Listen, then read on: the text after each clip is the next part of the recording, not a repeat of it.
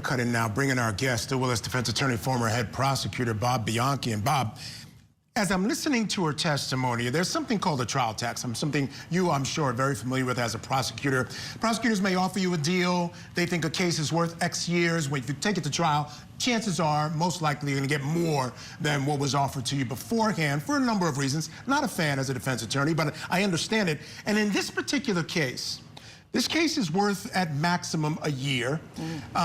Putting this woman through this, you know, I understand the need for a trial tax. It's a case where this woman has to get on the stand and tell this unbelievably difficult story to tell, and she's being made to do that for a case like this. What are your thoughts?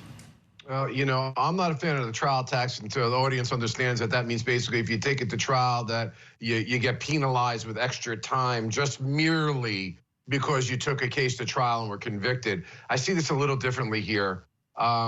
Guys, I've been doing murder and homicide cases my entire career, and you guys know I'm an EMT as well. I found myself in tears listening to this testimony.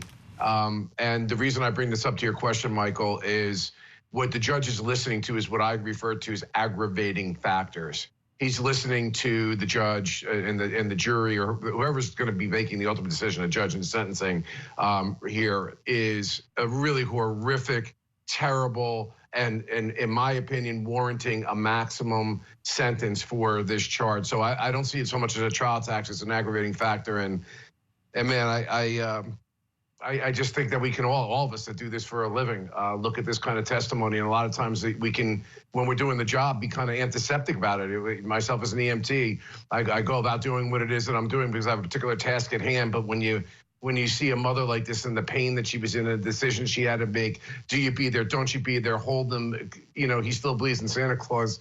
I mean, this is going to be a maximum sentence, and it should be. And it should be, but to your point, Michael, that's only going to be up to a year, Bob, and we understand a plea deal was offered in this case where she could have gotten for this charge that she's not pled to yet, probation, or if sentenced to time, it would have been more of a community service than an actual jail incarcerated. I'm shocked she didn't take that deal. Yeah, I think what's going on here is that they want to argue that the conduct that was being engaged in, if proven by the government, does not rise to the level of carelessness or in other states, recklessness.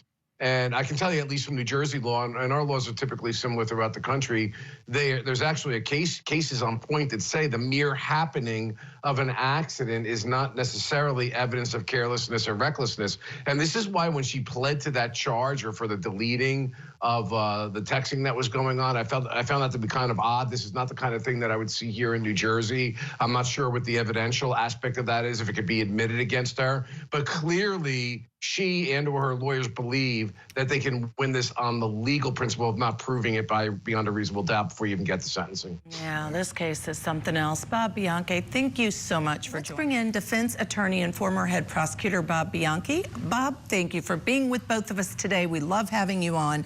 Listen, this case is a little unusual. It's similar to a lot of trials that we cover in terms of there is a victim who's deceased. Regrettably, this little boy, after being hit, did pass away. But there's no murder charge, there's no manslaughter charge, there's no involuntary manslaughter charge. These are really traffic citations, for lack of a better description. Explain that to us and why you think perhaps there isn't a greater charge against this defendant.